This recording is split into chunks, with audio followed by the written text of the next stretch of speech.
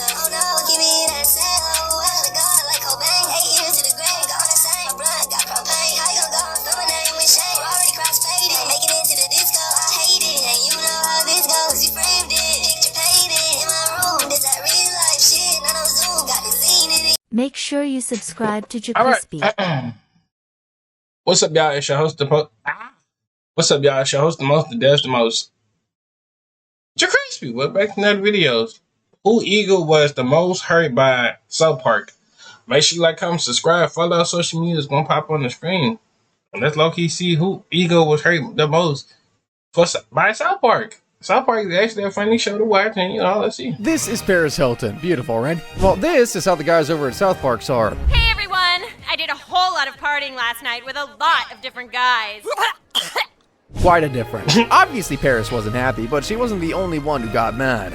Right, today we're gonna go over 12 celebrities whose egos were completely destroyed by their appearance on South Park and how they reacted. And the previews like it'd be okay. The way they portrayed the show, it was kind of trashy. Yeah. More on that to come. Let's start with the episode Go God Go, where Mrs. Garrison refuses to teach evolution to the kids, so Richard Dawkins has to step in. Upset that she's been replaced, Garrison tries to sabotage Dawkins' class. Things only get worse when Dawkins reveals he doesn't believe in hell, being an atheist and all. Mrs. G tells Dawkins that she's not a monkey, and things escalate fast. I'm a monkey!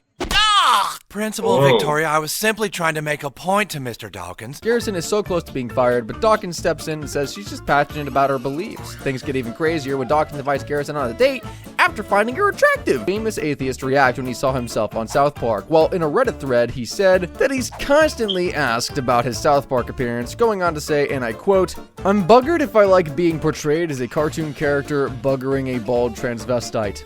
Mrs. Garrison is trans, but we can see the point he's making. He didn't like his fictional girlfriend. He went on to say that he wouldn't have minded if it had been done to make a serious point. I don't think he watches much of South Park. The episode Fish Sticks has gone down in South Park history as it poked fun at Kanye West at a time when the whole world was watching him go off the deep This is funny. This low-key is funny. I ain't gonna... end. The episode starts with Jimmy writing jokes for comedy routine, but he accidentally stumbles into the best gag ever when Cartman asks if he has any snacks. You like putting fish sticks in your mouth? Yeah? Well, what are you, Eric? A gay fish? Fish. Oh, dude, that's funny as...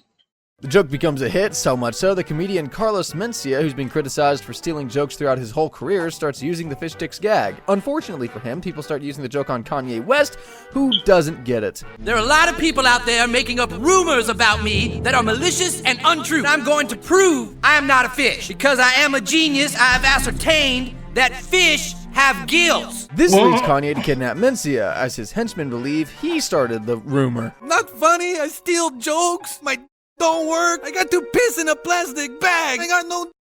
I ain't gonna hurt you, I pay people to do that for me. Ouch, now that's harsh. That's what comes crazy. next is even more brutal. I love fish sticks, I love putting fish sticks in my mouth. You're a gay fish, man. Who would have thought an innocent joke about battered fish pieces could go so far? Mencia was later asked on Vlad TV how he felt about being accused of stealing jokes and, the whole Kanye beating him to death thing. At first he found it funny and was even annoyed that they didn't ask him to voice the character, but then he said this. What I didn't realize was the emotional, visceral reaction to all this from people. I didn't see that coming. Yeah, others felt more strongly about the parody. Imagine you based off your appearance of what you put on out in the internet, they put you on that for South Park, bro. That is crazy, bro. And he did, but it still had a negative effect since the narrative that he stole jokes got fueled even more by the episode. Unsurprisingly, Kanye didn't have the best reaction either. Everywhere I go, people pants smaller than mine, and I'm the one who you eat fish because I have skinny jeans on. And the ironic thing is, I really don't think he understands the joke in real life either. Kanye decided to use his music to bite back at the South Park team. Make him say because the game's so pimpin', so a South Park writer with a fish stick. Interesting choice of weapon there. Okay. You think he would have let the whole saga end there, but nope, he continued to mention it in later tracks, including a leaked version of Life of the Party. South Park had jokes about fish stick. Okay, let me turn that down. Don't want to get copyrighted. So I think it's fair to say South Park is living rent-free in Kanye's head, unlike the punchline of the joke, which he still don't get. While Kanye might not have gotten the gag about him, Paris Hilton certainly did about her, but she really didn't find it all that funny either. In the episode Stupid Spoiled Video Playset, the South Park team took shots at celebrity culture, and they definitely didn't go easy on Hilton. Hey everyone! I did a whole lot of partying last night with a lot of different guys.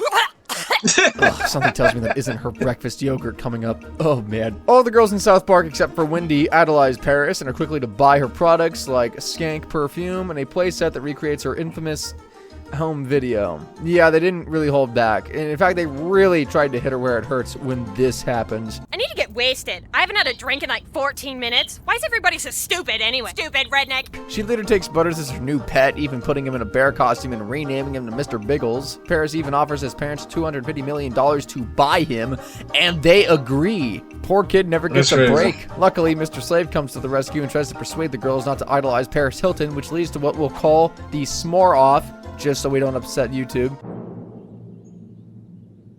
Yeah. Oh! Ta-da! Oh, no, she didn't. Well, that's me off fruit salads for a while. Thankfully, Mr. Slave can't be beaten and convinces the parents to take more responsibility when it comes to the celebs their kids look up to. But what really got to her was seeing her dog Tinkerbell get shot. She says that part made her feel sick. To make matters worse, Matt Stone tried to twist the knife by saying that Paris' calm response just proved how messed up she is. In her memoir, however, Paris responds by saying, "My not wanting to watch this cartoon about my dog being shot and me coughing up ejaculate, that's evidence of how effed up I am?" Yeah, she's got a point. With South Park harshly parodying celebrity culture, it didn't come as a surprise when Honey Boo Boo and her mother Mama June Shannon were caught in the crosshairs. In the episode Raising the Bar, Cartman finally admits that he's fat and he's going to do something about it. Sweet! Oh no! Yep, his answer to being overweight is a mobility scooter. Cartman takes his new mode of transport one step further by becoming an advocate for mobility scooter discrimination after telling the court that a Best Buy employee wouldn't let him take a dump because the scooter was too big for the stall. When Kyle calls him out, Cartman says the scooter doesn't make him ignorant white trash like Honey Boo Boo. This is where the show really goes in on the reality TV show thing. Her favorite foods are sketty and butter. She likes drinking Red Bull and Mountain.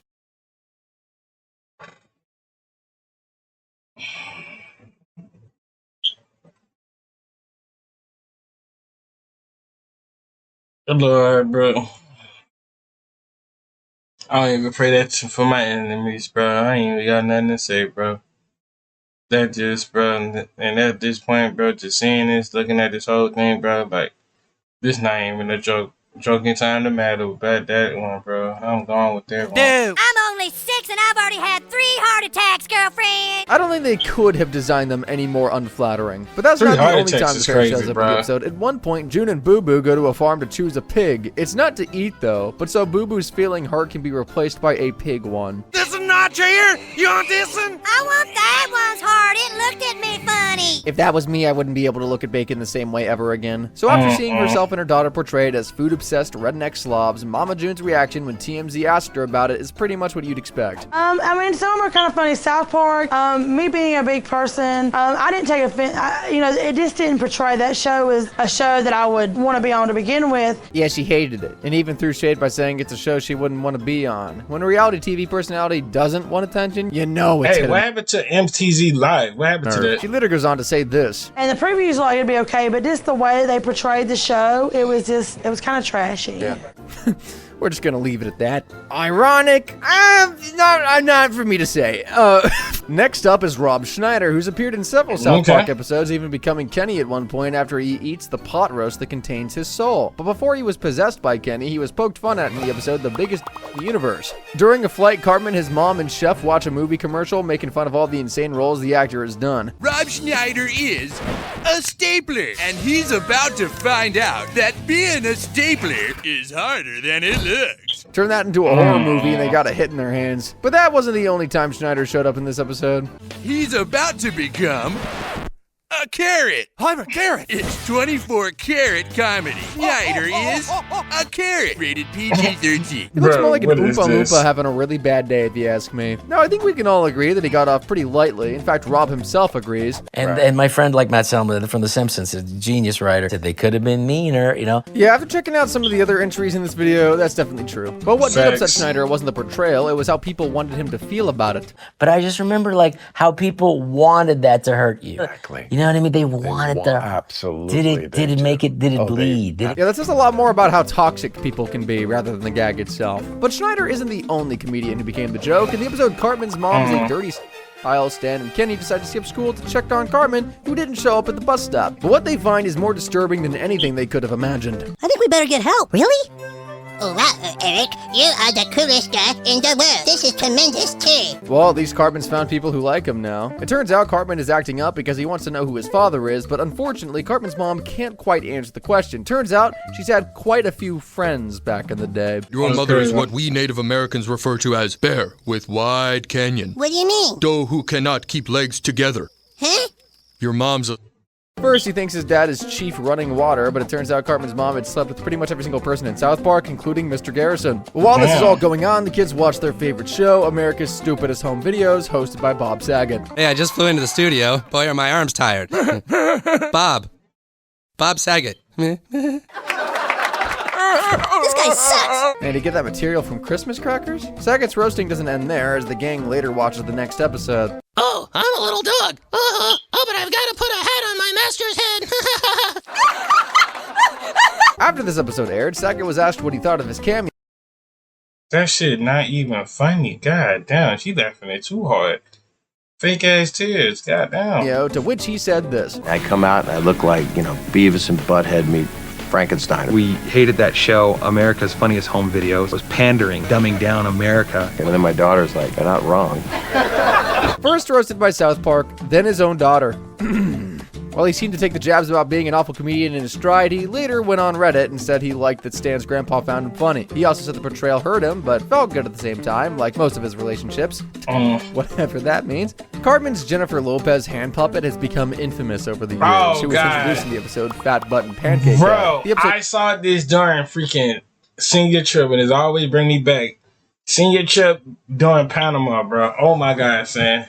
I think we was fried too. It starts with South Park Elementary having a cultural diversity day, and let's just say Cartman really doesn't get the point. My name is Jennifer Lopez. I eat tacos y burritos. Would you like to talk about Latinos in the arts? Oh, sí. Okay, I see why that's super offensive, but we gotta give Cartman props for not moving his lips. This version of Jennifer Lopez hangs around for the rest of the episode, with Cartman outdoing himself and releasing a song puppet by J-Lo. Don't think just because I got a lot of money, I'll give you taco flavored kisses, honey. Are you wishes with my taco flavored kisses? This leads to the real Jennifer Lopez getting dropped from the record label, which causes an equally offensive depiction of her going after the imposter. Well, Cartman's hand. You better remember that I'll come and take you down if you ever say anything. You can suck my culo, chica! Who was that? To make matters worse, the imposter steals her then-husband Ben Affleck away from her. This leads to Lopez trying to kill the hand puppet with a chainsaw. Luckily for Cartman, she's stopped in the nick of time. Oh, I thought I was going to lose you. Let's run away and get married tonight. She can't get married tonight. She has a recording session. To say they did her dirty is an understatement. So how did Jennifer Lopez react when she heard about the episode? That's While Lopez herself never said anything publicly. Like in that car scene, bro, ain't that dude just gave on? And we saw that stuff, bro. It was like, bro, what is we watching, bro, while we was high, bro? Oh, like, bro, what is this? 'Cause I think we had got done watching White Chicks or some stuff like that, and we saw this episode. It was rumored that when employees started referencing her parody, she got so upset she fired them. But Trey Parker did have a run-in with her. We saw Jennifer Lopez at a party, and all Jennifer Lopez did was walk past me and push me. I think that's pretty cool. Yeah, J-Lo gave him a push, but let's face it, if it wasn't a party full of people, she may not have been so calm. In the episode Ginger Kids, Cartman mocks ginger kids. Oh, sick.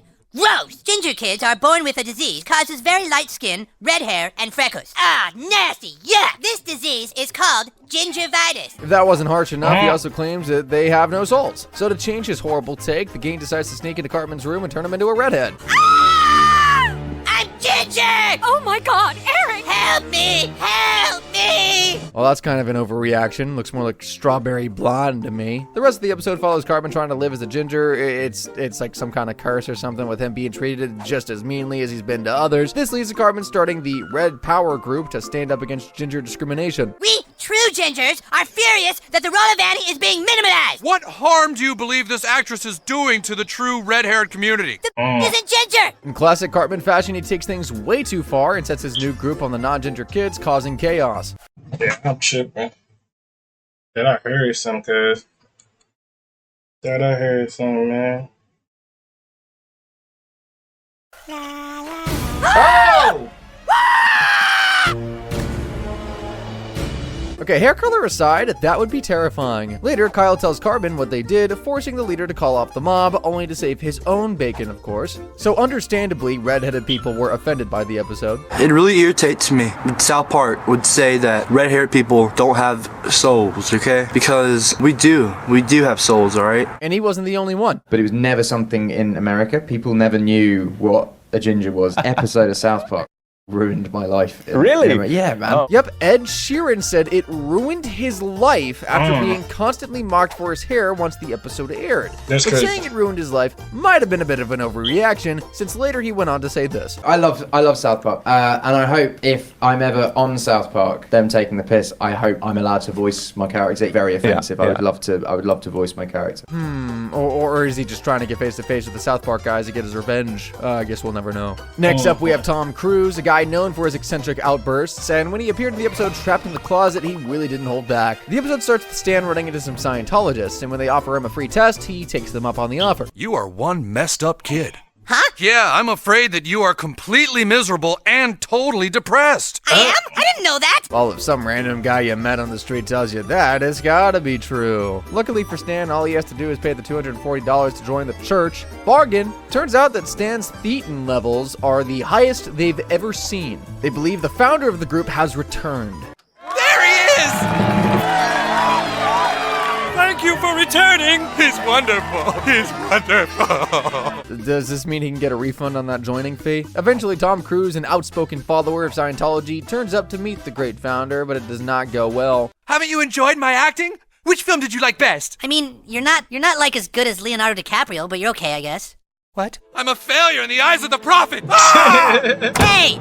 Yeah, Tom Cruise ends up in the closet and refuses to come out. Ah, I see what they did there. Other celebrities like Nicole Kidman and John Travolta try to get Tom out, but he still refuses. That is until Stan calls Scientology a scam, ending his reign as the prophet. But hey, on the bright side, Tom Cruise is finally out of the closet. You made me look stupid. I'm gonna sue you too. Well, fine. Go ahead and sue me. Yeah, sure, Stan made you look stupid. As you can probably expect, Cruise didn't like his beliefs being mocked. In fact, he allegedly threatened a lawsuit and tried to get the episode pulled, but because Matt and Trey were careful with how they made the joke, there was nothing he could do. Actually, the joke was just, okay, we're going to have Tom Cruise show up, flamboyantly gay and whatever. Like, yeah, but you can't say he's gay. Okay, but we can say he's like closeted gay. Like, no, you really can't say that either. And like, just became this thing of like, what if he's literally in a closet? And they're like, yeah, you can do that. Ah, so that's how they get away with so much. Good lawyers. In fact, they're so good they even let the show keep mocking Cruise in later seasons. Hey guys, check it out. Tom Cruise is a fudge packer. What did you call me? Well, yeah, he is packing fudge. I mean, another Hollywood A-lister who took offense to their portrayal in South Park is Barbara Streisand. Oh, who who's made this? her debut way back in the first season with the episode Mecha Streisand. In the episode, the kids are digging for arrowheads when Kyle discovers something interesting. A little 8-year-old was very shocked indeed when he came across a very ancient triangular object. I was just digging around, and I was all like, dude, I found this triangle. But this isn't just any ordinary artifact, and Barbara Streisand shows up asking for the Triangle of Zinthar. But Kyle's not giving it up, especially since he has no idea who she even is. Turns out Streisand wanted to match the one she's already got, which will turn her into a giant mechanical version of herself. When she was 5, she knew that she wanted to be a famous singer. By the time she was 6, became to rule the universe. She learned of an ancient diamond, the Diamond of Pentheus. Wait, does that mean if Kyle got both triangles, he'd become a giant killer robot? Hey man, that'd be a really cool way to kill Kenny. Streisand shows up in disguise and overhears the boys absolutely roasting her, saying they could land a jumbo jet on her nose, that she wishes she was 40, and that her singing is awful. Man, they're definitely gonna regret that one. This is plain. Oh. Now do you remember? Damn your black heart, Barbara Streisand! I don't know what's worse, the stretching rack or the singing. Streisand gets both pieces and turns into a killer robot, but she's taken down by Robert Smith from The Cure, who turns into a giant Mothman and punches her weak spot, her nose. Streisand later commented over her South Park character in Mirabella magazine, saying she didn't appreciate being portrayed in such a negative way. She also said she wondered if shows like South Park and Beavis and Butthead added to the cynicism and negativity of society. Safe to say she didn't like it. So why did Barbara Streisand become a parody punching bag for Matt and Trey? Well, during an appearance on the Conan show, they explained why. It's not we're not mocking Barbara Streisand, we hate her. Well, at least they're honest. In fact, the guys have gone on record saying she's one of the only celebrities they've mocked that they truly don't like. And it's not just musicians and actors who get the brunt of the South Park treatment, even royalty. Well, ex-royalty. The episode starts with a parody of Queen Elizabeth's funeral, but for obvious legal reasons, it's actually the Queen of Canada. Yes, Smelly John sitting down at the piano with a tribute for the Queen, I believe. Goodbye, Quaffy Queen. Same says lawyer, quaff your last word. Such a touching send-off. Eventually, the prince and his wife, who look suspiciously like Harry and Meghan, turn up in South Park to live a private life. This was a jab at the real-life couple's pleas for privacy, while going on tours, doing an Oprah interview, and releasing a Netflix documentary. Down with the monarchy! We deserve our privacy! The couple continues to be a nuisance to the neighborhood while constantly telling people to mind their own business, but when Kyle actually tries to ignore them, Harry, the prince, goes out of his way to get some privacy.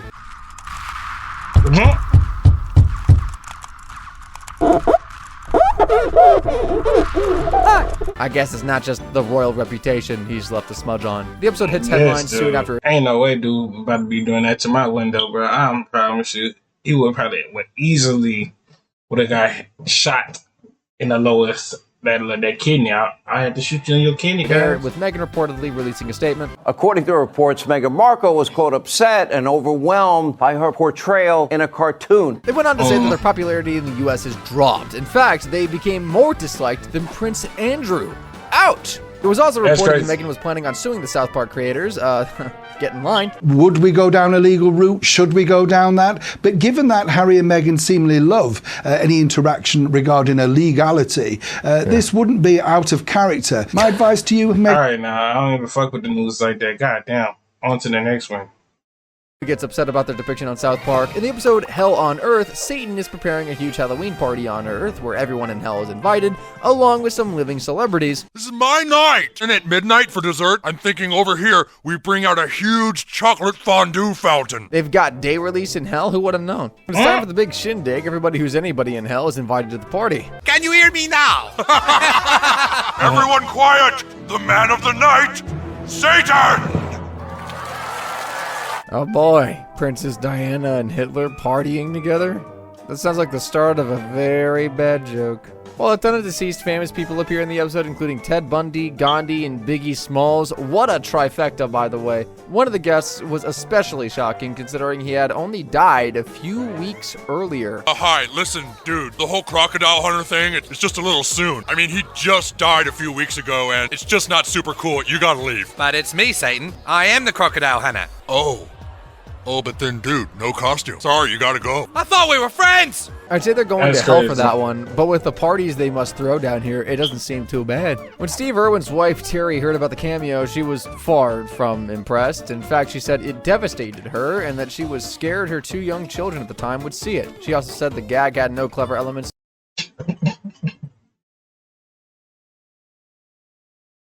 Oh, God, bro.